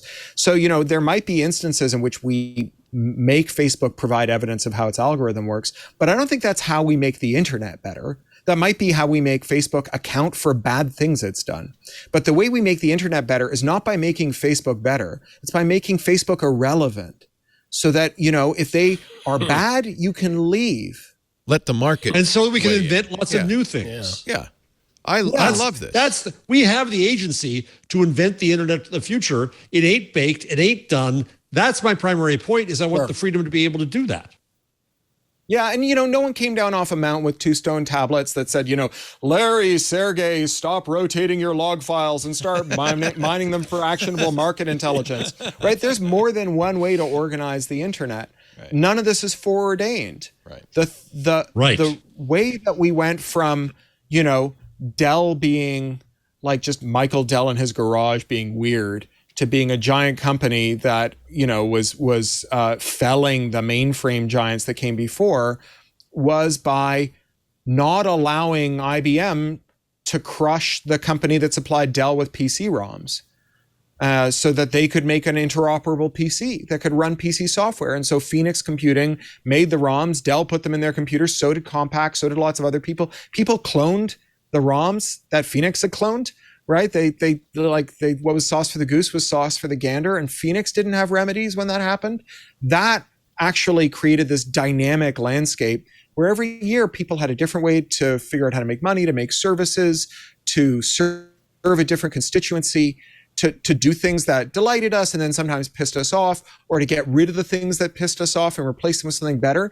It's not like a blind adherence to the market. It's about allowing the people who use the internet to exercise self-determination, to decide which services they'll use, how those services will be configured, to change those services if they have the technical know-how to do so, to ask someone else to change those services if they don't, and to be able to embrace that ethos from the disability movement, nothing about us without us. The purest expression of nothing about us without us is nothing about me without me. At the end of the day, I get the veto over how my computer works and the services that I use work, even though I might make a foolish choice. It's my choice to make because I am here at the coalface, right? I am the one who knows what I need, who knows whether overriding the safety measure is the right call to make or not. And you as the programmer might be worried that I'm going to do something stupid, and you might put a lot of warnings in my way that say, please don't do this. No, really don't do this. God, if you're going to do this, things could go really horribly, terribly wrong. You could brick your computer. And if I just keep typing yes, yes, yes, eventually it's mine. I get to, change app stores or do whatever else it is that I'm trying to do, and that you say if I do will result in me coming to some harm. Also, I will note for the record. Sorry. I was just going to say, I'll note for the record that right on time, now that I'm doing a live cast, there is a leaf blower outside my door. So we're going to take a break. California is about to ban those. That's a good thing. At least the 2-stroke leaf blowers. You'll have to have a nice electric whine from now on. If everybody will hold their thought, we're going to move on from Facebook. But Cory, well spoken, beautiful. Nothing about me without me is my new motto, my new internet motto. Our show today brought to you by Melissa. Having accurate customer data is crucial for the success of your business. You don't want to be mailing your catalogs to the wrong address, sending bills to the wrong person. You know that 36 million address changes were processed by the Postal Service last year. 36 million. That means a huge chunk of your customers could be missing out on what you have to offer. 30% of customer data, on average, goes bad every year. Melissa, for 35 years now, has been helping businesses make sure their data is current and accurate. That's why over 10,000 businesses trust the address experts. Not just trust them, love them. Melissa has a renewal rate of over 92%. Proof that companies love Melissa, and you will too. Verify not just addresses, emails, phone numbers, and names, and you can do it in real time if you want. Melissa's global address verification service verifies addresses for 240 plus countries and territories. And they can do it in whatever way makes sense for you. There's on-prem, there's a web service, there's secure FTP, so you can upload an address list and download the process list. You can use software as a service. They have their new lookup apps. They're lookups. They're called lookups on iOS and Google to search addresses, names, and more at your fingertips. And, of course, there's an API. So you can include Melissa's address verification in your customer service software. Or, it's not unusual for even customers themselves to fumble finger an address. You could fix it in real time with Melissa. Of course, Melissa realizes that data is very important to you, to your customers. That's why they undergo independent security audits all the time to reinforce their commitment to data security, privacy, and compliance requirements. They're SOC 2 compliant, HIPAA compliant, GDPR compliant. And they have the best support ever. Melissa's Global Support Center offers 24/7 world-famous support. If you sign up for that service-level agreement, you will really appreciate it. Ask about that, by the way. Melissa is still supporting communities and qualifying essential workers during COVID-19. Your organization could qualify for 6 months of free service. Apply online at melissa.com. And also, a hearty congratulations to Melissa. G2 Crowd's Fall 2020 report ranked Melissa as a leader in both address verification and data quality software. I think gives you a pretty good idea they're meeting the diverse needs of their customers. Make sure your customer data is up to date. Try Melissa's APIs in the developer portal. It's easy to log on, sign up, and start playing in the API sandbox 24/7. In fact, get you started. We'll give you 1,000 records cleaned for free when you go to melissa.com/twit, MELISSA, melissa.com/twit, the address experts. Melissa, we thank them so much for supporting This Week in Google. melissa.com/twit. Cory, did you get up this morning? It's not a democracy, Leo. What? But I'm curious for, right before we went on, Twitter released a position paper on the open internet, which is basically to say their prescription for regulation. And considering all three of you have things to say, I'd be curious. Do you have the line did you put 92? The link? Line 92. Line 92. Okay. It has 5 bullet points, so it's simple to. You didn't have to read it. You can Cory, pontificate has anybody perused it yet? I have not read this one yet. I did read the Chinese government's open internet order this morning. Pretty exciting. It's actually wild. Like, one of the things they do is they ban companies from taking countermeasures to block interoperability. Sometimes you think a democracy is so slow. Just let that, a totalitarian regime would make it all so much easier. And I have to say, some of the regulation China's engaging in isn't so bad, is it? Well, sure. I mean, I think that what China's goal, so like the thing that I share with China is I think that firms should not be able to subordinate the state to their shareholders' priorities. But I think that where I differ with China is how I think the state should be constituted. Right. I think that the state should be like democratically accountable.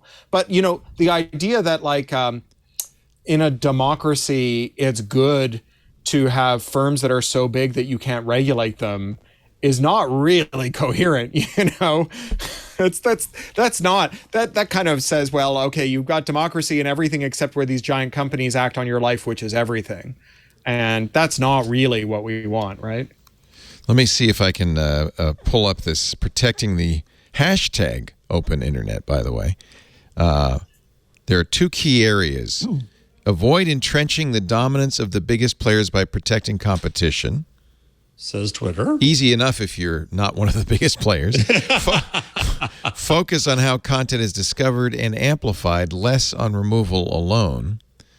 That's interesting, of course, since Twitter did remove a number of controversial But then there's people. Blue Sky, which might or might not bring it back. We'll see. I think this is Blue Sky. I think that's what Is that what this this is? That's their version of a federated system. Does it satisfy your requirements for? I like the idea. There's some weird blockchain nonsense around the perimeters, which every time I see it, it always turns out to be either a Ponzi scheme or buzzword compliance or both.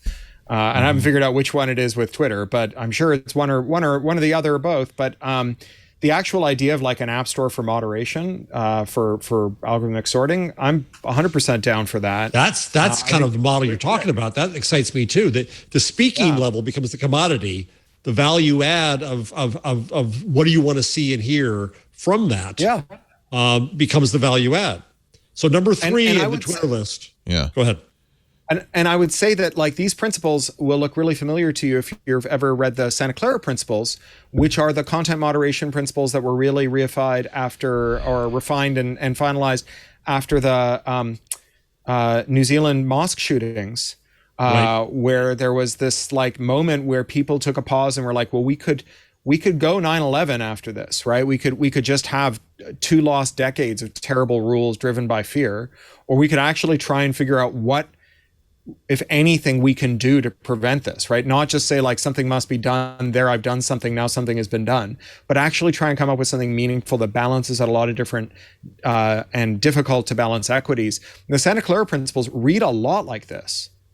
I have to say, I'm impressed. I feel like Twitter, of all of the social media companies, has done the most thinking about this and the most successful work in this direction. Yeah. Maybe they have less to lose than Facebook, Google, and YouTube. Jeff had it right.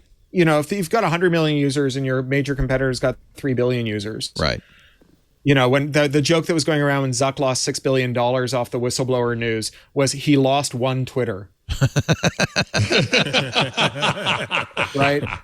Wow. So, but that's the point, right? Is that like giant firms that are like locked on rails because they're worth $1 trillion and their shareholders are not going to accept high risk bets that might compromise that $1 trillion valuation, really aren't going to be able to do the interesting thing.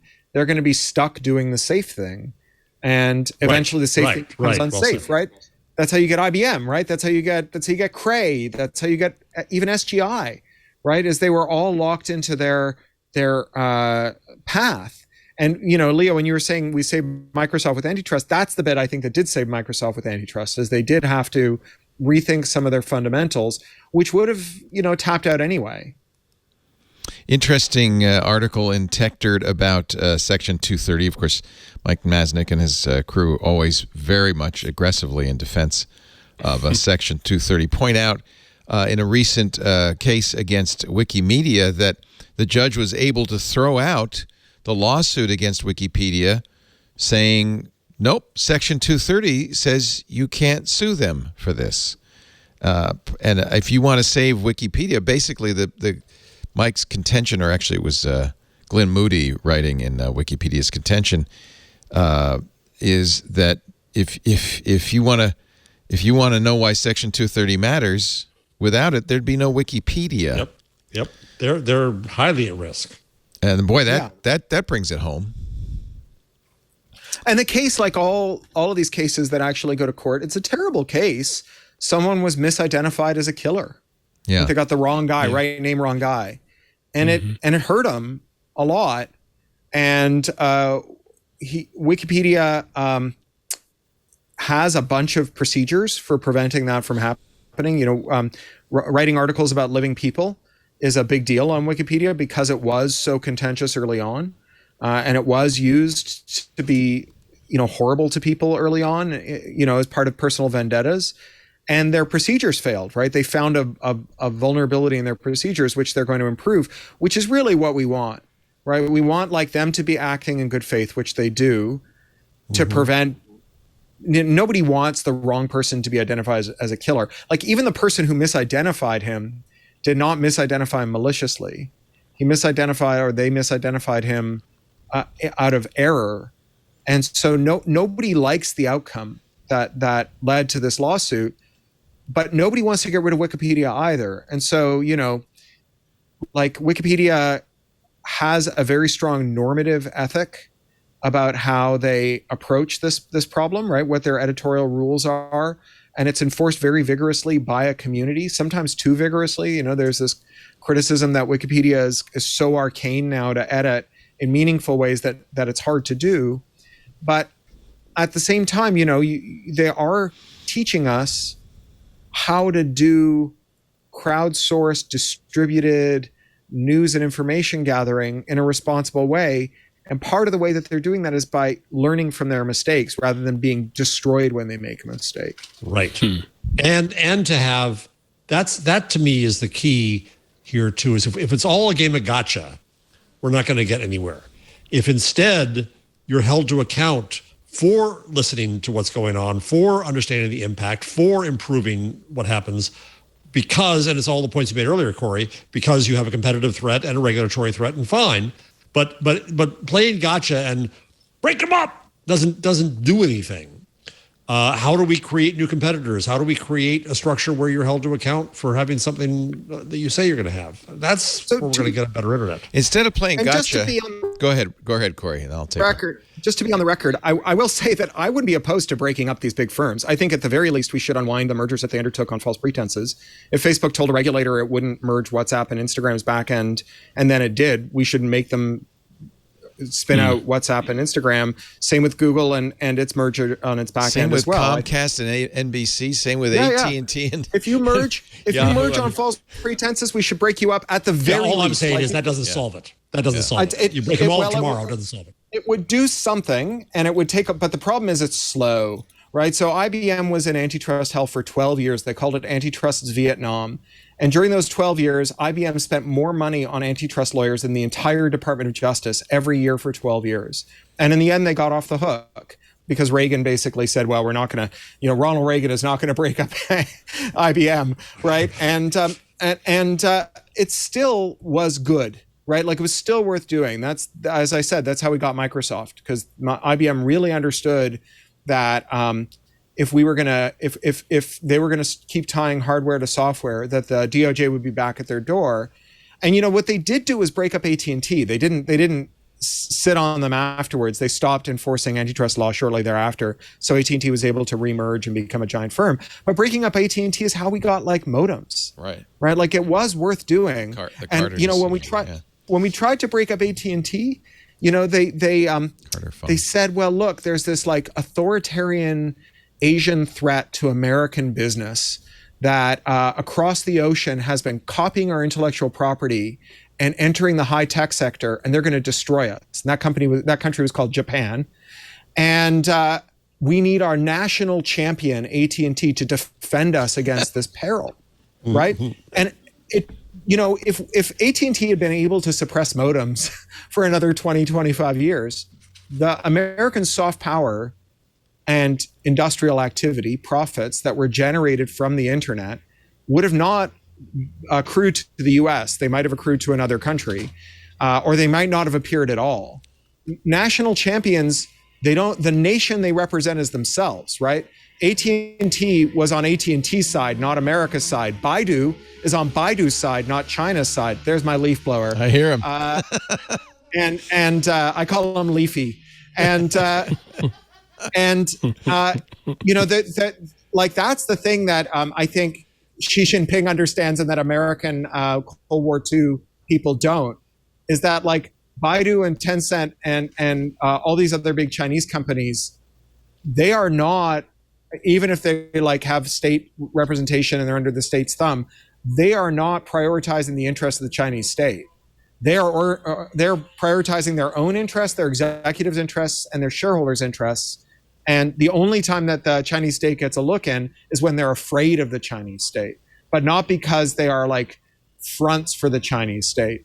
And AT&T did America's bidding, right? They're really important to projecting American power around the world, but AT&T's loyalty was not to America. AT&T was for sale to the highest bidder. They just did work for the Pentagon because the Pentagon would rep for them. In the 50s, when they tried to break up AT&T, the Pentagon showed up and they said, we'll lose the war in Korea if we don't have AT&T. Like, womp womp, we lost the war in Korea anyway. But, that's why they buttered up the Pentagon, not out of like a surplus of patriotism. Before we lose Cory, because he's only going to be here for another 5 or 10 minutes, I want to get another commercial in and get some final thoughts. We have a lot of other stories we didn't really mention, which is fine. We'll save them for next week. But it's really a pleasure to have Cory Doctorow. Oh, it's great here. Great to talk. There's a maxim in chess that the threat is stronger than the execution, and I think that might also be the case in antitrust law. That the salutary effects of being under investigation for antitrust often seems to be very valuable for both. Yeah. So, as Camus said, sometimes you have to execute an admiral to encourage the others. Somehow I feel like Camus probably never did any of that, but okay, that's fine. I don't think he was ever the king of France now that you mention it. I think it was kind of theoretical, but okay, I'll accept it. On the lighter side, did you see Captain Kirk boldly go where a few others have gone before, but not anybody over the age of, say, 88? Did you watch this morning? Yeah. Anybody watch? Oh, yeah. It's kind of cool. I have to say, it really is an amusement park ride for billionaires, but... Oh, yeah. 3 minutes. My friend Mitch Wagner posted that he wondered if Shatner was trying to do a Dee Harriman, the hero of Heinlein's The Man Who Sold the Moon, who, organizes the first mission to the moon and isn't allowed to go because his shareholders won't let him go because he's too old, and finally gets aboard a rocket and he goes to the moon and dies. Because he really is too old. And if this was how Shatner wanted to go out. I mean, that Canadians are criminally weird. So I have to say, for 90, Shatner is sharp. He sustained 5 Gs on the way back and without any ill effects. It was actually very moving. If you haven't seen the video, he's in tears. There's at a the snippet end, up on the rundown. Jeff Bezos interrupts him to say, let's spray everybody with champagne. But after a while, Bezos settles down. Do you think Bezos is going to kiss every single person who goes up in the New Shepard from now on? Or is this pretty much it? From now on, you're on your own. How much does he's single. Yeah. Well, I noticed his girlfriend was with him and made a point of hugging everybody who got off the crap, but especially Mr. Shatner. How much now, Bill didn't pay, nor did the Amazon employee, the Blue Origin employee who went up. But there were 2 paid astronauts. Do we know how much? Astronauts. You know what? They got me. You see, you did it. They got me. Yeah. They said the word literally 400 times in the stream. Yeah, they did. Every time I'm going, they're not astronauts. Yeah, but NASA's been clear on this one. They are not astronauts. They are they're amusement park riders. They're how much do you pay to be? They were aviation enthusiasts. It's aviation. It's flying. Very They're not nice. doing anything. That's the nice one here. Important. It's all been done before. I think you save 100 box tops from an Amazon delivery bot. If only. And you have to write it. You have to write a slogan. You have to write a jingle about Amazon space travel and how much fun it is. And if you have the winning jingle and 100 box tops, Jeff Bezos takes you up in the magic penis rocket. At least there were no cowboy hats on the penises. Oh, thank God. I did like what Shatner said. Shatner was really kind of at a loss for words when he came back. He said, everyone in the world needs to do this. By the way, that's the new slogan for Blue Origin. It was so moving. What you have given me is the most profound experience. I'm so filled with emotion about what happened. He said, I hope I never recover from this. I hope I can maintain what I feel now. He said, the moment that you go out of the blue into the black is really an important moment where you start to realize that blue comforter surrounding the earth is so very thin. I thought it was pretty cool. I thought it was pretty cool. For that reason, I do think it's kind of a billionaire's amusement park. But anyway, I mean, he could have come off and went "Good evening, friends." So yeah. He's not exactly an astronaut, but he's been up to the. He's a passenger. He's a passenger. Yeah, that's what he is. He's a passenger. Yeah. I missed it. My favorite when tweet. I came into the studio this morning, Mr. Jammer B was talking about it and telling me about Shatner. And what he described sounded just like a normal person experiencing something that they've never experienced before. And it just sounded so real and so genuine. And that was exactly right. Yes. Ruined the moment. Yeah. It was nice that, I mean, he was Shatner. He's Shatner, and everybody knows who he is. He's Bill or whatever. But at that moment, we got to see a normal person say, holy crap, this was awesome. And I'm so grateful for this opportunity. And I think that's cool. Yeah. Yeah. My favorite tweet was that we should all dress up like apes when he returns. Oh, you damn dirty apes! Can we bury the Statue of Liberty? Is that still possible? I think we should do that too. Yeah. $250,000 each. Shatner was a guest. So was Blue Origin's VP of Mission and Flight Operations, Audrey Powers. Glenn DeVries, co-founder of a medical research platform, and Chris Boschwiezen, a NASA researcher turned tech entrepreneur, reportedly repaid, according to I think Reuters, $250,000 each. I don't know if I'd pay $250,000 for that. So if you had $50 million, would you pay $250,000? Oh yeah, well then it's $150. So sure, yeah. I guess I don't know. Yeah, I guess I would. If I could afford it, I would do it. Yeah, put in a plug. There's a young woman named Penelope Scott who wrote a song about space travel and about like how disappointing it is that there's space travel that is just that it's just for rich people, and it's specifically a kind of anti-love note to Elon Musk. It's called a rat with an umlaut over the A, and it's the chorus. Can I swear on this show? Yes. The chorus is great. It goes, "F your tunnels, f your cars, f your rockets, f your cars again. You thought that you'd be Tesla, but you're just another Edison. Because Tesla broke a patent. All you ever broke was hearts. Who'd have thought that you'd tear humanity apart?" And it's really good. Wow. And she's a really great singer. She's really fun. It's all chip tunes. She just dropped a new album on Bandcamp. Penelope Scott, a young woman from Michigan. Really terrific. I maybe I should just play a little bit of it here. It's 3 minutes long, but I could. Oh my goodness! Your cars, rockets, your cars again. You promised you'd be Tesla, but you're just another Edison. 'Cause Tesla broke a patent. All you ever broke were hearts. I can't believe you tore humanity apart. Wow, that's good. Wow. It's so good. She's so smart. Yeah, she's right. Broke our a kid in her hearts. bedroom making chip tunes with millions of views. It's awesome. She doesn't even bother doing a video. It's just like, yeah, there's the song. That's all you need. You don't need more. You don't need more than that. Well, she started on TikTok, so there's videos of her on TikTok. Ah, okay. But they're short. Cool. All right, Cory, we're going to let you go because go. it's been 90 minutes and you're about to turn into a pumpkin. Thank you, Cory. It's always great. What are you going to be some for Halloween this year, real quick? We are going as dead Sweeney Todd and dead Mrs. What's her name. So I'm Sweeney Todd. I'm going to have a cutthroat and a razor, and my wife is going to have burned skin and a pie. All right, she's Angela Lansbury in this. What's Posey? Is she too old to go out with you now? No, she's making her own costume. We're actually going home to England for Halloween. We're going to see our family, and there's a place that we rent out. We rented it like 10 years ago now for our roommate's 40th birthday. And it's a 16th century moated castle with 14 bedrooms that rents out for like £300 a couple. That's Halloween itself. That's perfect. So it's going to be a little more expensive this year because we can't have as many people because of COVID restrictions. But we're having a giant Halloween party there, and they're all games people. My wife worked in the games industry for years and years. She's a retired professional Quake player. Is she excited about the revised Quake that just came out? She does technological storytelling for Disney now. She's so past. She's done.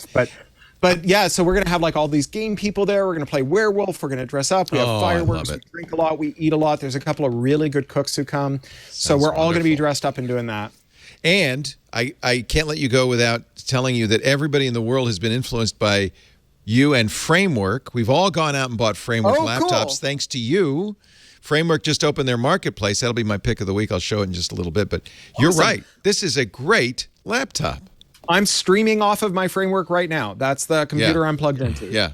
Just awesome. Cory Doctorow, bless you. Everybody should run out. Thank you, Cory. Get Honored the to have paperback. you. It's out now of your latest volume, which is not the Attack unraveled. surface Oh yeah, paperback. that's right.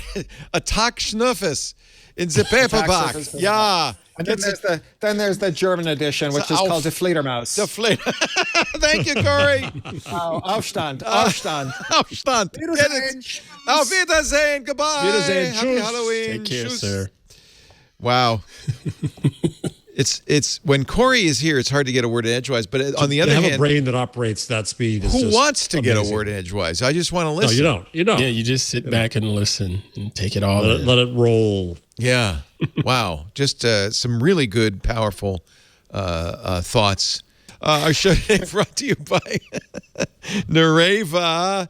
You know, sometimes you need to get together in a large room with a lot of other people, and you might be thinking, can I stand 6 feet away from that guy? Because he ain't wearing a mask. Nareva is the solution as we get back to work for getting full room mic coverage in mid-size or large meetings and learning spaces without kind of violating health rules. Keeping people socially distancing allows you to move around, lets your face any way you want, and yet you can be heard even in a giant room. Let me compare the two different ways you might want to solve this problem. There are lots of simple plug-and-play audio solutions for huddle rooms, but getting full room mic coverage in a mid-size or large meeting and learning space has always meant, in the past anyway, making a leap into complexity, the high cost of pro AV solutions. Nareva is changing all that, simplifying almost every aspect of audio conferencing.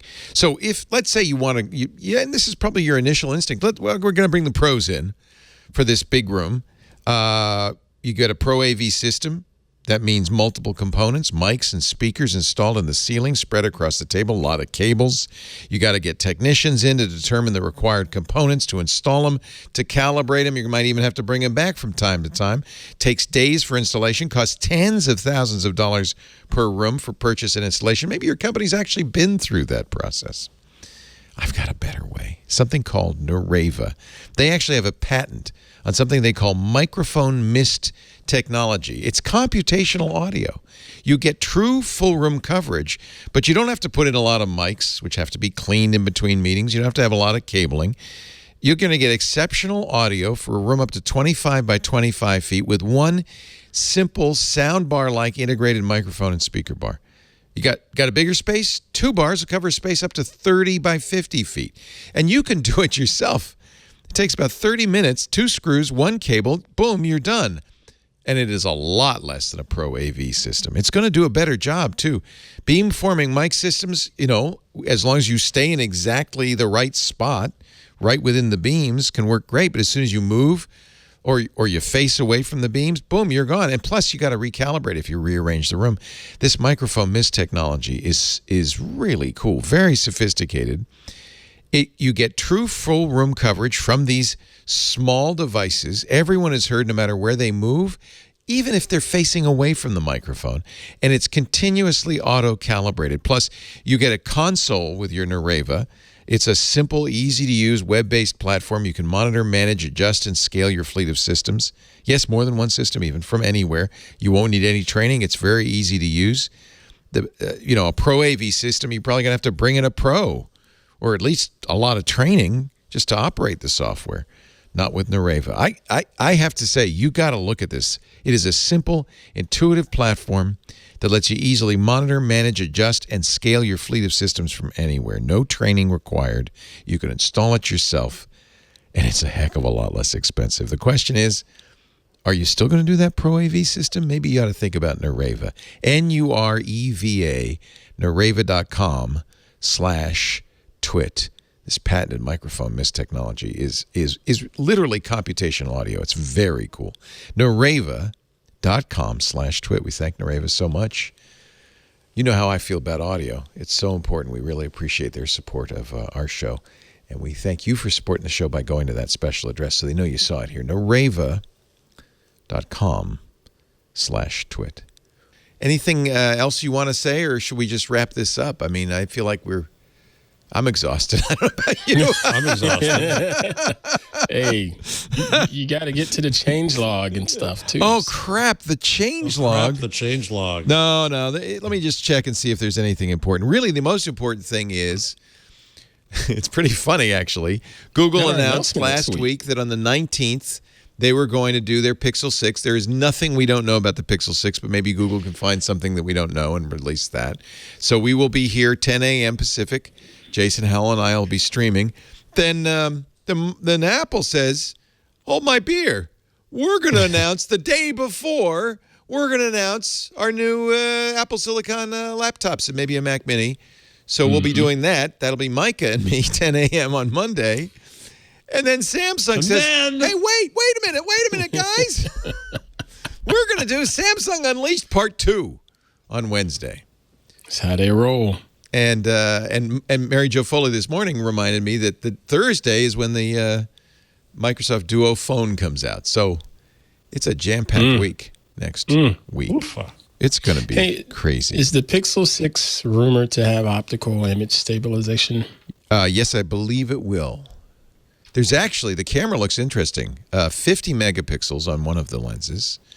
I'm trying to remember some details. I think the pixel binning. I think the new anti-shake stuff is in the pixel in the chip itself rather than more. That's what I was hoping. Yeah, pixel shifting they call it, like Apple does. I think that's the case, and I do think what's going to be interesting is they're making their own system on a chip with lots of image processing and other stuff built in. So I think that's going to be quite interesting. So that will be a big. Gosh, I feel bad. Jason Howell put all this effort into the changelog. You'll play anything. Let me just say, Google TV, multi-user support, Chrome's RSS follow button now available. Assistant driving mode adds Bluetooth auto launch as old Android Auto disappears for more users. Google Clock 7.1 rolling out with the Material U clock styles as part of Android 12. Google and YouTube will stop showing ads on content that denies climate change, and YouTube is going to finally stop making its year-end rewind videos, and that's the Google changelog. Well done. That was good. We got it all in. You were speaking at Cory speed. It inspired you. Yeah. Even I talk fast. Yeah. Cory thinks fast, too. That's the hard part. Actually, I'm really sorry Cory's gone because I really wanted to ask him about this piece on the internet by Evan Hatch. It's a eulogy, in a way, to a guy at a memorial, guy named Len Sassaman. In fact, he's actually in the blockchain. Here is his picture in the blockchain, block 138725. But in the process of writing this, Sassaman was a well-known cypherpunk. He makes a backhanded but clearly intentional case that is Satoshi Nakamoto. In every respect, Sassaman had the skills, the knowledge, had done work in very similar veins. He took his own life on July 3rd, 2011, 10 years ago. Only 2 months before he died, Satoshi sent its final communication saying, I've moved on to other things and probably won't be around in the future. This is 2 months before Sassaman's suicide. It's well worth reading this. And as far as I'm concerned, we've seen a lot of candidates for who is Satoshi Nakamoto, the creator of Bitcoin. This is an absolutely airtight case that this guy was Satoshi Nakamoto. It also explains why Satoshi's $64 billion in Bitcoin has never been touched. Because the owner, only guy who can access it is gone. But Len Sassaman. Did he have a will? I don't know. I don't know. He's was a really interesting guy. He was part of the cypherpunk community. Lived with Bram Cohen, the creator of BitTorrent. He was a contributor on the cypherpunk mailing list, which is where Nakamoto first announced Bitcoin. I think in every respect, this is a very strong case. Not going to be on the cover of Newsweek because no one knows who Len Sassaman is, but I think it's a very strong case that this is the guy. So if you, I don't, it's a Medium post, evanhatch.medium.com. When I read it, I kind of got chills. I thought, yeah, this is the guy. This is the guy. And, it's a very complicated case that he makes. So I was actually interested in asking Cory about this, but we'll have to just get Cory back to talk about it. Let us do our picks of the week. And I guess because there's no Stacy, I'm going to have to start with you, Mr. Jeff Jarvis. Well, this is my effort to give Jammer B a complete heart attack, having gone through a lot of F-bombs from Cory. He's already busy, yes. Now, line 148, you can't show much of it. You can show some of it, Leo. This is the work of a regulator. This is what I get amused by regulators. Ofcom, the media and now internet regulator in the UK, put out a whole report of public attitudes toward offensive language on TV and radio. Boy. It's a quick reference guide to all these dirty words, a lot of them I've never heard of. And we ain't talking the 7 words George Carlin said. We only got 7 of them. They got thousands over there. This is, man, oh my. So I'll give you one that's fairly safe. It's being, by the way, it's being blocked on my site, so I can't load it. Maybe our security systems are preventing me from seeing those. Or so do you know what a bell end is? Thank you, Mr. Russell. Bellend, a bell end. Bellend. No idea.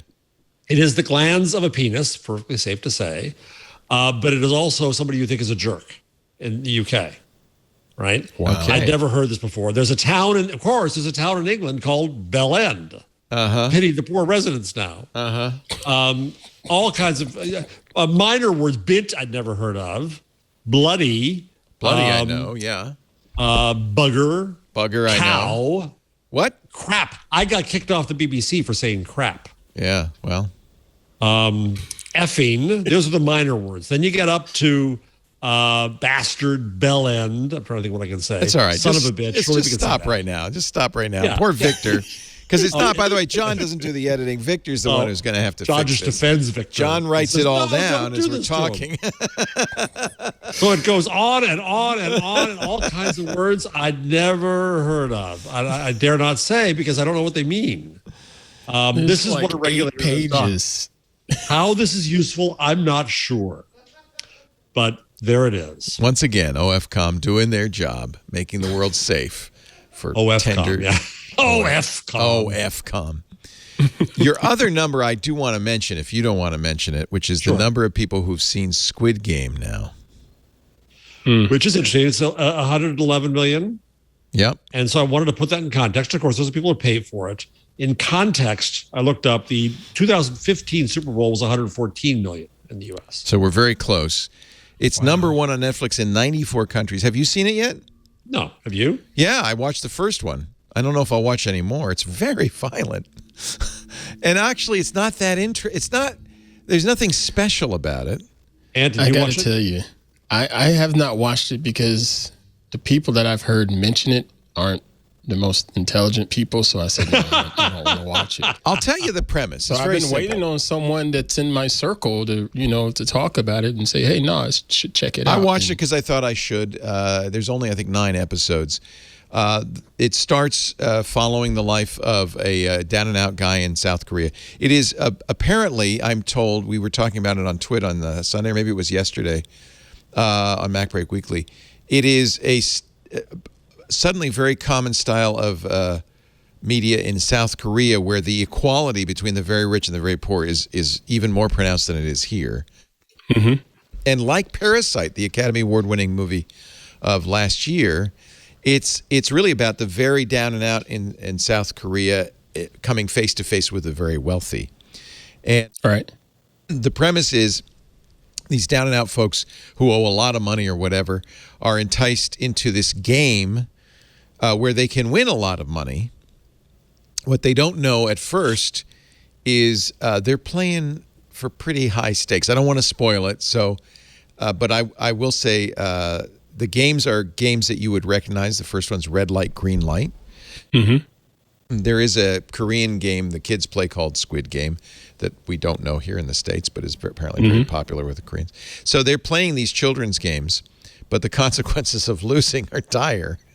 And it's very dystopian and weird. It's the production values are high and interesting, but it's not that emotionally interesting. It ends up being, about these 5 or 6 people who, band together to try to survive, this weird dystopian fantasy. Now, much props and credit to the writer of this series, because from what I read, is this was something that was written a long time ago that sort of got kicked out, and interesting. This person was down to their last couple $100, had to sell their laptop and things of this nature just to make ends meet, and now they're sitting quite pretty after the script got into the hands of Netflix. Yeah, here's a picture from it that just give you an idea of the production value. Yeah, I've seen the little avatars, and it will be the number one Halloween costume this year. And everybody wanted to do that for Halloween. Is what I saw, it's which is easy to another reason why I was like, do I even want to watch this? I don't know. It's somebody in the chat room, I think you're right, is saying it's kind of like the Hunger Games. It's a little bit like that, but. Okay. Jason Johnson, who I think the world of often on MSNBC, political commentator and professor. So he appeared in a green velour jacket with a white stripe anchoring a show because he's very pop culture in tribute to Squid Game. Oh, interesting. Yeah, I think the costumes this year will be blackface masks with geometric shapes, triangles and squares and circles on them. But I don't know. Anyway, I wanted to steal that number. 111 million views so far. It only came out last month, so it's already unbelievable. Quite well. And which Netflix actually told us for once how many people saw. It was so many. I think I mentioned this before last week, but it's so many that the South Korean ISPs are demanding Netflix share the cost with them because so many people are downloading the show to watch it, and they're mad. And they're mad at Netflix. Mr. Ant Pruitt's thing. You got a few today. Yeah, they're quick. The first one is just totally random. YouTube serving up a funny video to me, and this one was Irish people blind test Irish whiskey versus American whiskey, and it's not the same thing at all, is it? No, it's not. But it was fascinating to hear what they described and from the nosing and from the palate, because it's pretty spot on. But then there's the whole Irish pride that they have, and they sort of battle with that and had to say, this bourbon actually tastes a little better than my Irish whiskey. So it was a lot of that in there. You would disagree with that, would you not, Ant? I'm not the biggest fan of Irish whiskey. I don't care for Jameson. I like Tullamore. I like that one, but that's too peaty for you. No, I like peat. See, I like Scotch. That's peaty. I love Lagavulin 16. That's probably my favorite one. But Irish whiskey tastes a little too much like rye to me. My father, who taught me to drink bourbon, says that anybody who drinks Scotch would drink their own bathwater. See, to me, bourbon's too sweet and syrupy, and I like it, but it's not. I don't like all bourbons. I like a lot of them though. What else? You got a few here. Let's get them all. The next one is Hall H Show. I was on their podcast not too long ago. I recorded it. Excuse me. Recorded it, and it's a podcast that deals a lot with geek culture and pop culture, and I had no idea how they had me on because I'm not cool enough for any of that stuff, but it was a fun conversation, talking about content creators, and I talked about Chad and my time with him, and it was a pretty fun conversation. Nice. That's the Hall H Show. I believe it comes from Comic-Con, and Hall H is how they came I get it. Title. Hall H. I get it. Mm-hmm. It's a show that will never have me on. I can tell you that right now. Never going to talk about comic books on a show. And lastly, my pick is All Systems Red. This is a book in the Murderbot series, which I am going to start reading because Stacy recommended these. Yeah, Miss Stacy Higginbotham recommended this to be read because we're going to do this as part of our book club series for our Club TWiT members. So if you're listening to this, go and get All Systems Red. You can get it on Kindle for like $4 or get the audio book edition. We're going to have our book club hosted in November. So you got a couple weeks to go ahead and get it done and be ready to join if you're a Club TWiT member. First I already got this because Stacy recommended it. It's the first in the Murderbot series. So I hope we can do all of the Murderbots. We'll see. When is Stacy's book club? It's in November. I believe it's like the 19th or something like that. Right. So you got Stay a couple tuned. weeks. Yeah, that's good because it takes me a while to read a book. So I'm so glad Stacy's finally doing that. That's great. All Systems Read by Martha Wells, and the first of the Murderbot Diaries series. And thank you, Ant, for doing a great job last week with Steve Gibson. That is now on the TWiT Plus feed. So if you are a member of Club TWiT and you missed the Q&A, it was great. Did you know all of that stuff that he talked about? I've known Steve for 25 years, or 20 years at least. And so, a couple more than 20. So I've heard most of those stories, yeah. But, it's great to hear him. It really is. He's amazing. Yeah.